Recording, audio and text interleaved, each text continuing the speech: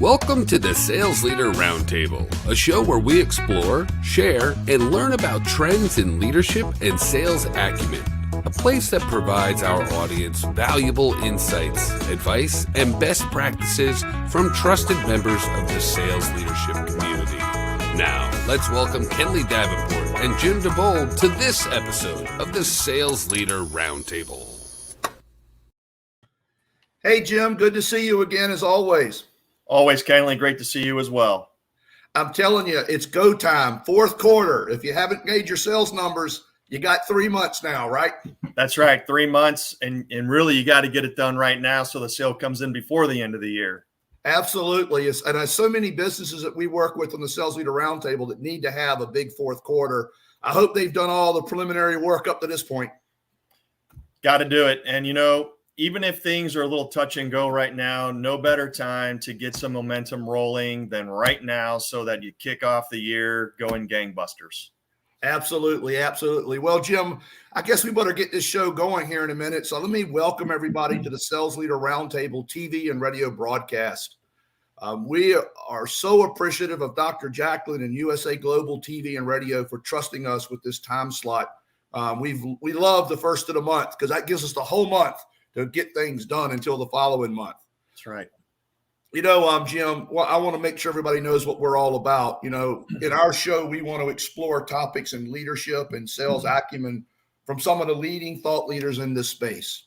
You know, our goal is to bring our audience actionable and practical information that allows them to immediately grow their teams or their own leadership skill set. And we got an unbelievable show set up for today, don't we? We do. We absolutely do. I'm very, very excited for the content we got to bring out to our viewers today. Well, I can't wait to get Braden out here because I know that he has helped he's part of a number of companies that's been revolutionizing how social media, LinkedIn, and others are being leveraged to grow sales for organizations, both corporate and individuals. And I know Braden has had a tremendous amount of success doing this. Why don't you introduce him and let's get him to the show? Will do. Thanks, KENDLEY. So Braden WALLAKE is the CEO and founder of HyperSocial and Automaty. Both companies help B2B owners, salespeople, sales teams crush their social selling goals on LinkedIn. As a big believer in both work and personal automation, in order to spend more time doing the things you love and less time doing the things you don't, when Braden isn't working, you'll find him hanging with his best friend Roscoe, watching sports or even playing sports like golf, soccer, pickleball, and volleyball. So if you want to get your LinkedIn working for your team, connect with Braden today, and we can't wait to introduce you to him now. Hey, Braden, welcome to the show. Hey, KENDLEY, thanks for having me. Hey, Jim. Hey, Braden. I tell you, there's a lot going on out there in the social media world. It seems like this was all happening before the pandemic, but man, it feels like it to me. Maybe I'm wrong, but it sort of feels like the pandemic really accelerated the use of social media because the way we connect with people is rapidly changing. Yeah, absolutely. I mean, I think COVID pushed us quite a few years ahead. I think we're going to get to this point anyways, but I think COVID was very good at kind of expediting that process to get us to where we are today. Absolutely. Absolutely. It's just amazing to me. So let's jump into some of your content. Jim, you want to get us off? Yeah, I've got one that I'd like to start with, Braden. So, you know, when I first started in what I'm doing now as a coach and consultant, everybody's like, you got to get on LinkedIn. You got to get on LinkedIn. And I'm like, what's LinkedIn? I'm like, okay, I guess I'll do that. So how important is it to have this like polished profile? And then after that answer, what are some of the key elements to making sure we have a polished profile? Yeah, absolutely. I mean, that's a great question. I think a lot of people hear that they need to be on LinkedIn for B2B and they just think of it as a thing they used to use to get jobs. They think of it kind of as a boring corporate platform. And I think it's become so much more than that. I think the greatest piece about LinkedIn is you can be whoever you want to be, but you get to put yourself out there in a very business world, right? LinkedIn is very much for businesses doing business. And so having your profile is a place where somebody can go at any point, figure out who you are, what you have to say about the business world, about your industry, what you do, that kind of stuff. And they get to learn a lot from you. So there's a few things that I like to look at in terms of getting a profile set up the right way. Number one is humans are very visual. So I like to have a great profile picture, a great banner up at the top, just because when people get to my page, those are the two things they're going to look at first. And then I want to kind of set up the rest of my profile to be really visual as well. The second thing I like to focus on is the headline. Now, a lot of people go around on LinkedIn and have an extremely boring headline. If you go look at mine, it's I tried to make it fun. It has to do with what I do in business and life, but also has some personal things there too. It has that I'm a 5-time college dropout, which we'll have to get into that today. But I really gave it the college try. But people can kind of relate to that to me.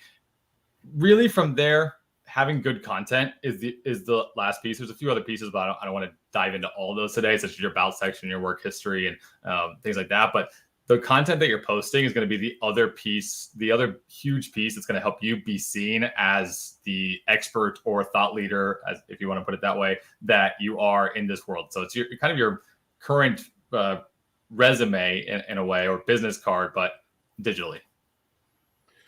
So that raises another question for me, because, man, I hear all different kinds of things from different people at different times. What really should be in the about section? That's a great question. And I've seen some great about sections that don't follow what I would put as a best practice, right? The way that I do it I like to think of the about section for most people is do 3 paragraphs of 3 lines or less. The first one is kind of, so you have your headline that talks about what you do. The first paragraph talking about why you do it, why you're passionate about it. Second paragraph shows specific numbers. Okay, I helped X companies do Y this, save X time, make Y money, etc. Actual specific examples or things that people have said. And third paragraph, just make it a how to contact you and why to contact you. So if you're interested in learning how I can help your business or my company can help your business, feel free to send me a LinkedIn message or send me an email. That's the basic, like the starting point that I would start at is, getting people to know the behind the scenes a little bit more, but also then the social proof and then the call to action. Love it. Great. Call to action. Near and dear to our heart, right, KENDLEY? Call to action. It really is. And, it raises a question for me. And when you first started talking, Braden, about the profile itself, in today's, tell me, I'll let you react to this statement, but in today's world, a lot of my sales teams I work for, we're doing a lot of research before we contact our ideal target. We sort of have a guess of who our ideal target looks like. And so when we're targeting people or targeting companies, we go look them up. And I also believe what happens is when we're communicating with people, they look us up. If you're a salesperson out there looking other people up or making contact with somebody you don't know very well or not at all, they look you up. And so it sort of becomes your billboard. And if it doesn't, it says a lot about you very quickly. Yeah, it's kind of an ever-changing billboard too, is the coolest part. It's kind of you're driving down the road and you have your normal billboard that's you, I do this for X people, but then you have other people who are saying good things about you, or you have more things that you're posting that are helping people, or you get a new recommendation on your LinkedIn profile that's now updated. So it's kind of this billboard that then has these pop-ups that are saying, yes, trust this person. Or if you're not doing things the way you should, then it's no, don't trust this person, right? So it's a billboard that's very, I guess, very, I don't know, chameleon-like, right? And that it changes, I guess not chameleon-like, but it changes based on what people are saying and based on what you're putting out there to help people trust you more or not trust you more, because they're going to come look at that billboard, and you want to make sure that billboard says lots of good things.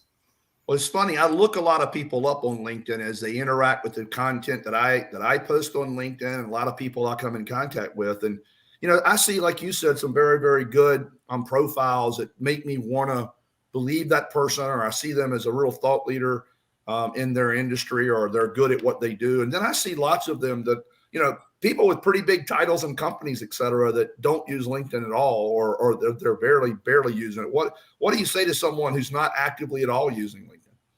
Yeah, I kind of, there's people who are more naturally good at posting and telling stories and want to put their message out there. I happen to be one of those people. And for those that aren't, you're kind of missing out on an opportunity to let people get to know who you really are without you having to do all of the work to introduce yourself. So it's kind of like, it almost can help kind of break that ice a bit quicker if you are going to have a sales conversation with somebody or any kind of conversation with a business person, that they can come see you first. Then they have questions that they get to ask you based on what you've said, and you go look at their profile. You have questions you can ask them. So I want people to understand that even if you are an introvert, posting on LinkedIn should be an extremely important part of your job if you're in B2B in any kind of a way. And that goes for people who are in sales and marketing, right? Who are generally putting their stuff forward, but also people who are in operations, right? You can do a great way of sharing the way your company operates and the way you do things for your clients and customers if you are posting on LinkedIn too. Braden, are there specific types of content that resonates more with potential clients? If you were advising me, I mean, don't use me as an example, but what is the things that really resonates that I ought to be thinking about to get people's attention? Yeah, that's a great question. And I think this is oftentimes where sales leaders can really get their teams to get on LinkedIn and start utilizing the platform, is posting things that help your ICP, right? So whether that's a story that you can kind of relate, a story that you have from your past that relates to what, how you can help somebody, or a list of, hey, 7 of my best tips for managing a sales team or something like that. Anything that can help the person that you want to reach out to, the people that you want to see your profile, the people that your company help those people, and they're going to see you a lot more trustworthy. Where I see a lot of kind of BDRs or sales individuals go wrong is I feel like they're not thinking about their ICP when they're posting. They're thinking about trying to impress their sales manager or their sales leader to let them know, hey, I got close to my numbers, or hey, I got close to this, which actually hurts their trust with the ICP, right? If you sell a project management software, does your ICP of project manager at a company, do they care that you almost hit your BDR numbers for the month? Not particularly, but I think that is a hard thing to not post because you want your sales leader to know that you're out there almost hitting your numbers and things like that. And so I love what you were just starting to share there, Braden, because earlier you just mentioned, being an introvert, LinkedIn's a great platform and way to engage. And then if we take what I think our minds would conjure as the stereotypical salesperson being a type A personality, well, if being on social media, especially LinkedIn, is a type of metric as to how we're doing, like you said, we brought in our sales leader to show activity, or one of the ways that we're being active in selling. How do we either A, sound engaging and engage the right way, but yet not be pushy for those type A folks? Yeah. I think the key, and if you guys have ever listened to Hormozy, he actually talked about this in the book I read recently, which is he talked about posting content, but he says, post like helpful stuff until the point where people start asking how they can work with you, right?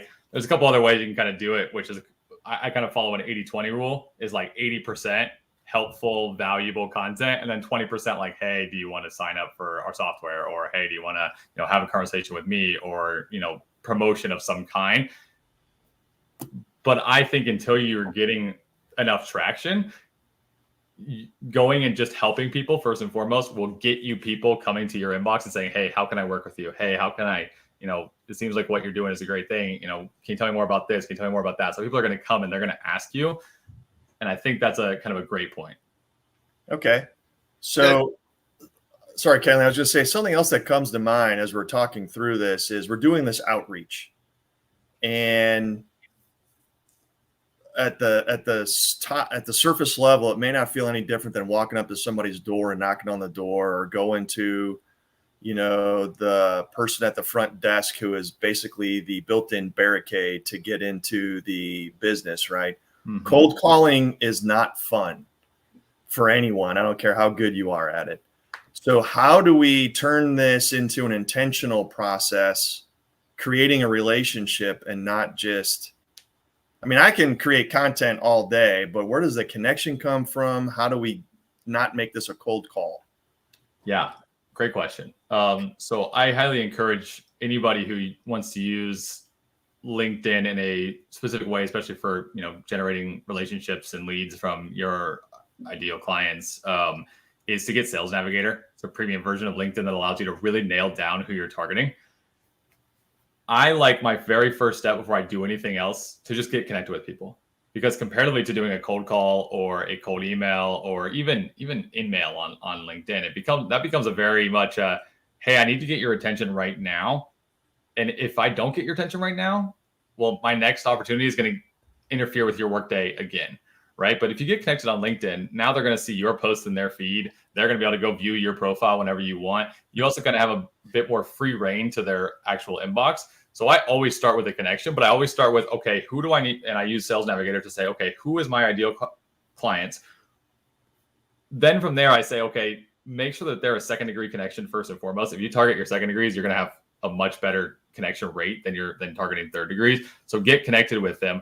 And I know that kind of answers your question, Jim, but if you start with that, you then get to play the short-term and long-term game of, if it's not a fit for them right now, well, your content, because you're going to be, if you're posting or you want to go send them a message later, it's much less like in your face than going and cold calling them again, now trying to interrupt their workday again, or showing up to their door, knocking on it, and they're running out of, whatever they're doing in their days again. They're not going to be happy to see you there. But if then it becomes timely and they're going to say, hey, I need to go back to Braden because this is now the time that we need to implement X or Y. Got it. It's funny. I guess I'll make an example. In full disclosure, I have used a lot of Braden's playbook for the Sales Leader Roundtable. There's a lot going on there that allows us to really build an audience. And from that audience, we've never once, I think, on LinkedIn asked anybody for, to really directly join. We just say, come and view our content, come be a part of it. And then what we try to do is we literally post, 4 to 5 times a week, really content people can use. And sometimes it's as simple as a reminder cheat sheet that you can print out, that you maybe can stuff in your drawer, that you saw it before somewhere. But, sometimes reading characteristics of a good leader, or do's and don'ts, or how to coach people better, all those things just resonate with people to make them a stronger leader. And that's what we try to do, is just keep helping people. And that's what I think people keep wanting to be a part of our network. That's right. Yeah. When they see that your content is there to help them, they're much more likely to want to connect with you too. If your content is just, hey, sell, hey, buy my stuff, hey, get on a sales call, hey, this, hey, that, hey, look how great my software is. I'm okay with you telling how great your software is, as long as you can kind of relate, your case studies back to how it can help others and things like that. But it's going to make people want to connect with you and want to talk with you a lot more. That's excellent. Well, I'm also transitioning, even when I support my clients and helping them, spread their word about some of the good things they're doing. But again, it's not about us selling anybody anything. It's more about just them having information that they can make their organization, maybe a small process within their organization, stronger and better, even without engagement with, the Sales Leader Roundtable or anyone that I'm associated with. Exactly. When you solve people's smaller problems, they're going to be much more likely to help you, to have you want to help them solve their bigger problems, right? So that's the great thing about posting content, is they say, okay, this is valuable stuff. Like Braden just posted something that was really, really valuable, and I actually learned something and went and changed something at my company or in my process or whatever. And that's just a piece he posts on LinkedIn. What's it going to be like if I hire him or his company to do whatever they do for us? Well, I want to ask you another question, maybe on a little bit different topic. I've been working with a few companies recently, and they have, pretty good size organization, Salesforce, but everyone's not using LinkedIn very much. How do we motivate, as a person who knows that LinkedIn is your billboard, that people are looking you up, other people are researching who you are, if you've reached out to them, et cetera. How do you motivate a sales team to want to put their best foot forward? Maybe they want to use their social media for other means, but certainly if they work for a company, they ought to be at some level at least proud of that. Yeah, I think there's a few ways to go about, and you can never force somebody to post on their social media, but if you can show them some insights. So if you start, as a leader yourself, and start posting and showing, if you have Sales Navigator, you can see the people that are viewing your profile on LinkedIn. So if you start showing, hey, look at these people who are viewing my profile because of my content, right? It's your ICP. So you start doing the same thing and watch them come to your profile instead of mine, right? Number two is help them understand what good content is, right? Because a lot of people just don't know where to start. The first, posting on LinkedIn the first one time, that's like the scariest one. And then just helping them be consistent. And then what I see a lot of companies do is they'll build like internal engagement, whether you're on Slack and they just have a Slack channel that's just for their LinkedIn content. Because now you can post your most recent LinkedIn post on there and have your whole team all go in and just like or comment on people's posts that they're posting that are also on, in your company. So to kind of help get them, get that boost of dopamine that they get when they get that notification that somebody liked and commented. And it'll also help them, it helps the algorithm share that more. So start with showing them the proof, help them get started, and then help them get better. Well, you're so right about that, because I've seen in one of my client companies, they're very small startup, and they only had about 200 people on their company page. And in the first month of just everybody trying to like and share and be a little more active than they had been, they're over, within 1 month, they're already over 500 people following their page. So they're trying to do something right by adding some content. And I think just because people started engaging with it, it started making it get stronger. Yeah, definitely. So Braden, you just mentioned the likes, which did make me chuckle, because maybe I'm old enough that's Facebook was cool originally, right? And it's not anymore, because that's just my age. But glad you know it. Yeah. But taking it a step further, what about the recommendations? How key is that, and how do sales professionals go about making sure that that's a healthy section for them? I think where most people just take a quick shortcut onto that is they just ask their boss or their coworker or somebody there for a recommendation. And when I'm a prospect or a potential client or somebody just going to view your profile that doesn't, work with you, recommendations from coworkers and bosses are good. But if you can go get recommendations from customers, people that you've, brought onto your SaaS platform or brought into your company and who have said want to say great things about you, that's like next level recommendation, right? Because that's like the social proof of, yes, Kenley's good at what he does, and it's great that his coworkers know, but who really knows that he's great at what he does is customers. So if I become a customer, I'm going to have these same words to say about Kenley. And what's I love that answer, but what's the nuance then also with endorsements? Because those are like all the different skills, I guess, that people see you or witness from you. So tell us a little bit about those. Yeah, I don't care for the endorsements that side that much. Okay. Generally, what I have people do is, because there's 1,000 things that you get good at when you're in any position, right? Right. Where I see a lot of people go wrong in their LinkedIn is like, hey, I'm good at sales and I'm good at cold prospecting. I'm good at this, but none of those relate back to the platform that they're actually, or, the thing that they're selling, right? For Kenley, it sure makes sense to, sales leadership or things like that for what Kenley does. But if you're selling, again, like a project management tool, well, you should get good at project management. And so you can choose of all the skills that you're learning, put the 3 main ones that relate to your prospect, right? Not that relate to what you're actually doing during your job. Because if you're selling a project management tool, you're going to learn how to manage projects. You're going to learn that project management tool really well. Get those 3 to the top, because those are the 3 that most people are going to go click, yep, endorse. Get those there up front. However, you can go through and endorse anybody for all of their skills. But that's the way that I kind of use those comparatively to a recommendation. Cool. Love that. It's great info. Braden, I was sitting there. I was just sitting there, sort of contemplating where I wanted to take this conversation, because there's so much to unpack here in the big scheme of things. But I want to go back to Sales Navigator. I want to maybe talk a little bit about it. A lot of people, get on LinkedIn in a free account. Then I believe you can get a premium account. Then you can also jump up to Sales Navigator. Can you help us understand what the differences are and what maybe the value propositions for each, and who should be using it when? Sure. So I still don't know the benefit of just business premium, period. I don't know why it's there as a platform. I don't know what you get out of it comparatively to Sales Navigator. Like, I know you don't get the Sales Navigator searches and a lot of the extra benefits that Sales Navigator gets you. So I'm not sold on business premium. free versus, if you have business premium, your searches are the same as if you're search, you just have a free account in terms of you have your regular LinkedIn searches. There's very few filters for those searches. There's industry or company and then you can only search for first and second degree connections. And when you get to Sales Navigator, you can search for first, second, and third. You can search for people who are in the same group as you. They also have some really cool stuff to say, hey, did they used to be in a position and now they're in a, did they used to have the title of owner and now they moved to CEO? Or did they used to be a CEO and now they have the title of owner? Or how long have they been in a position? So you can really get granular with your targeting.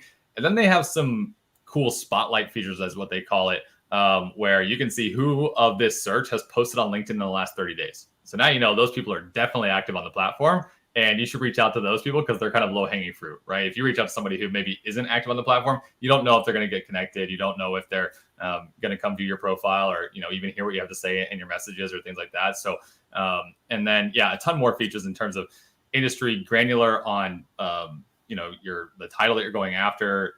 Very much can search for if people are in certain LinkedIn groups or things like that. So it really lets you get extremely granular with your messaging and targeting of who you want to go after.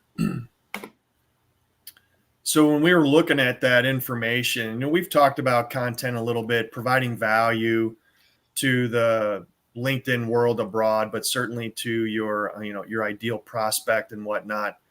But how do we draw the line between the networking component and we'll loosely use the word selling, right? Because we're not really selling, but, kind of working someone through that process. So what's really the difference? What does that look like? Just networking versus I actually am wanting you to be my customer. Yeah, that's a good question. And I think that where people go, again, I'm not going to just say people are going wrong, but where people generally think of if they're doing this thing on LinkedIn, they either go very networking, going to a networking event where you just introduce yourself to anybody and everybody. You're just like, hey, I do this. Hey, I do this. Hey, I do this. You're just throwing out your business card to everybody. I think of it more of, and I heard this from a different podcast too. So is more like a networking dinner, right? During a dinner, you're not just going out there and throwing out your business card. You're going out there and you're asking people about their business and asking them, what things are they struggling with, and just getting to know their business. When you kind of take that dinner approach, yes, you get to know them and you're asking them stuff, but you're also building up that trust a bit more in a way that says, hey, wanted to reach out to you, enjoyed that dinner that we had, a couple of weekends ago. You mentioned that you were struggling with this. That's something I can actually help with. Is it worth the conversation? Right. So when you go and you actually get to know the people on the other side, you're actually helping yourself sell a lot better, or you're helping figure out how you can solve those problems a lot better than going to just a networking event, right? Where you're just throwing your business card out to anybody and everybody. That's great. So really what I heard was kind of mindset and approach and being tactical in providing valuable content. And then, oh, by the way back when, which is relative, a day ago, a week ago, or whatever, this is what you offered. And in my about section, for example, I address some of that, and here are some old posts. So I can, some puzzle pieces are coming together in my mind, Braden. I appreciate that. Yeah. I love the analogy. I wrote that down. Networking dinner versus networking event. Wish I made that up, but well, it was awesome. Way smarter than me. It was awesome. Well, Braden, we'd be remiss if we didn't take a few minutes here and ask you. Let me ask you what I would call the biggest softball question in the world, and that is, talk to us a little bit. Tell us about HyperSocial and your businesses and how this interconnects. And because I think people are a little scared of LinkedIn because, it's for some people developing content is hard, and then if you actually engage people, it's hard to keep up with that engagement. They have other priorities in their job. You still got to get out and visit customers. You got to travel. You got a lot to do in a week. So how do you make LinkedIn work for you? And tell us how HyperSocial helps with that. Sure. So the biggest thing that we see when doing LinkedIn, even if you're not posting, which I still highly encourage, of course, if you're just going to the connect and send a message route, really trying to lead with value there, trying to solve a problem that somebody may have without asking them for $1 will go a long ways in terms of saying, okay, now what? Braden reached out to me. He offered me this great, webinar that he was running. I went to it. It was amazing. And I learned a whole bunch. I want to engage him in what he does. So we kind of help you figure out how to lead with that value. What we do is we help you set up those outbound processes for you, right? So if you don't know what to say, you don't know how to lead with value, you don't know this, you don't know that, we actually just do that for you. So that way you don't have to worry about it, right? And then we have my other company, Automated, what stemmed from HyperSocial, which is a platform that helps you do this whole thing. It helps you manage your inbox with tags. So you can because once you start doing a lot of LinkedIn messaging and connecting, the LinkedIn inbox is by itself is pretty scattered. So we said, hey, let's connect the LinkedIn inbox over to Automated, so that way you can organize that whole process. It also helps you do more every single day. You can invite people to LinkedIn events that you're hosting. You can invite them to join a group, or you can actually message people who are in groups that you're a member of. That's what we do, is to say, hey, instead of you just trying to figure this out on your own, let's just take it off your plate because you have every other thing in the world to do. Let us go figure out who to target, how to target them, how to lead with value. So that way your time is spent just replying to those people who are interested in chatting with you. So what is your ideal target profile, your ideal customer profile? It seems to me that what you do can work, has a pretty broad usage, but help define that for us. Sure. So it depends on how people choose to engage with us. So most on the HyperSocial side, most of the people that work with us are small business owners. Maybe they have a few salespeople, right? But they're still not a huge company by any means. They're just trying to figure things out themselves. Then where people just engage, like our software by itself, is generally the bigger companies who want to be able to have insights into what their team is doing, help, duplicate campaigns and help them track their own stuff, connect all the LinkedIn inbox activity and stuff over to their CRM and things like that. That's generally when we see the, enterprise level sales, or, 5 to 10 sales teams join that, because then they can kind of figure that stuff out together based on, we've got a whole bunch of best practices and stuff they'll give them, but it's kind of more of a self-serve platform. But then it becomes infinitely scalable that way, right? It's just, okay, let's add another seat for, KENDLEY. Let's add another seat for Jim. Let's add another seat here. And now you're just speeding up that process and making a very consistent process for your whole team. So very much small businesses generally on the HyperSocial side, and then very much the bigger sales teams on the just Automated platform side. Wow, that's beefy. That was exciting to listen to, Braden. So what's also interesting, though, from, say, a service perspective, whether it's me managing, if I'm a sales professional, I'm managing my LinkedIn profile, all 10 of us on the team are supposed to be doing that. Or certainly if you're working with an organization, how does one stay up to date with all of the changes that are constantly happening? That's a good question. I guess follow me on LinkedIn, because I'll try to share those as much as I can, because that's what we do all day, every day, is play with the algorithms, see what changes are going on. And what I would say, though, is where algorithms affect a lot of people, if you're posting good content and you're making good connections with people that actually want to have conversations with you, the algorithm will never really change that much to hurt you, right? It's not, they're out there because, especially if you have Sales Navigator, LinkedIn wants you to use the platform. They want you to get benefit from the platform. You're going to stop paying them for Sales Navigator. And I think Sales Navigator makes up premium subscriptions, including Recruiter and Business Premium and things like that, make up 19% of LinkedIn's revenue. So they really want you to get value from it, so they don't lose all those clients. So yeah, I kind of forgot where I was going with that, but that's okay. Yeah, that's okay. We were just talking about adapting to change. So for example, at one point, somebody told me, you got to do polls. Everybody loves polls. And then it was, polls are still kind of sort of in, not as in, so there's changes. So what would you say, the thing, if there is a thing right now, what's the thing on LinkedIn right now?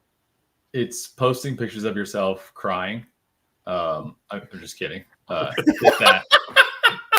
Made that mistake. Great, because all I heard was I'm screwed.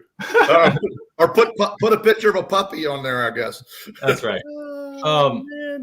Now polls do well. I did a couple of polls recently on a new offer HyperSocial was putting together, just to help me get votes from my ICP, right? Those people I'm connected with, so they can help me name my product or my service, or tell me how they want it to, to digest it or things like that. polls can do well there. I don't think there's one thing.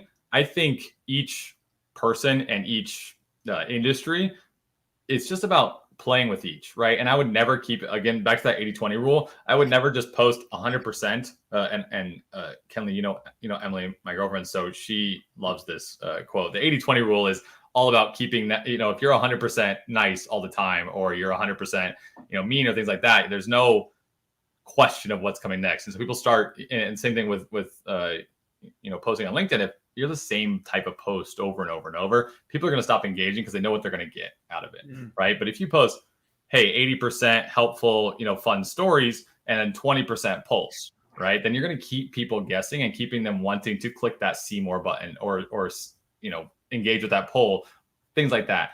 I think then from there, testing what works for you. You know, there's polls, there's LinkedIn carousels, which are great. Starting your own LinkedIn newsletter. I have like 10,000 followers on the newsletter, and I think I've posted on it like 4 or 5 times because I'm so inconsistent. Regular stories. Figure out, and then when you are on there and you have Sales Navigator, you can be able to see your analytics, see which ones are getting the most type of views, which ones are getting the most engagements, and then learn from there. And I think there will always be a testing involved when you're posting content. I think it's just about, you know, and things may change. It's just about, you know, figuring out what works for you and figuring out what your ICP and your prospects are engaging with, and keep posting that kind of content. Love it.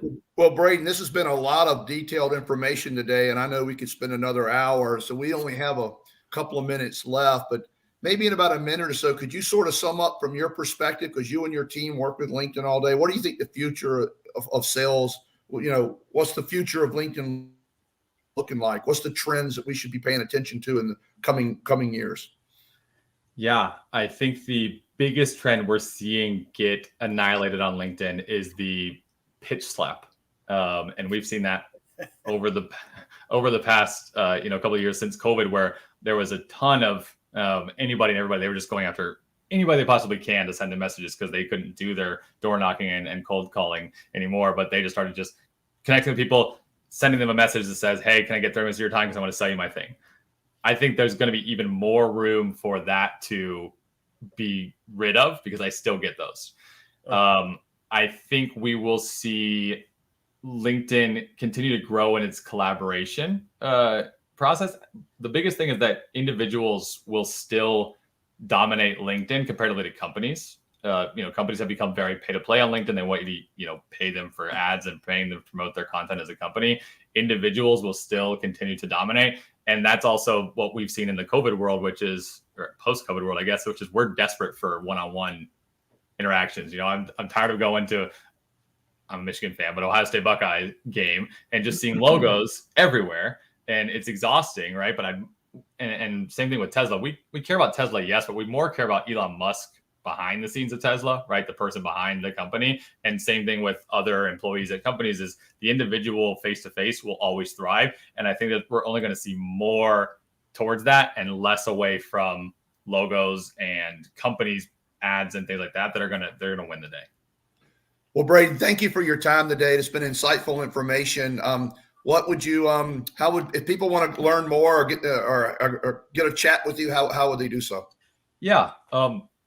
Probably LinkedIn would be the best way to do that. And I know that's so meta. You can also send me an email or go to the website, gohypersocial.com, or you can just email me at Braden@gohypersocial. You'll get me faster on LinkedIn, but you will also still get me via email if you choose to go that way.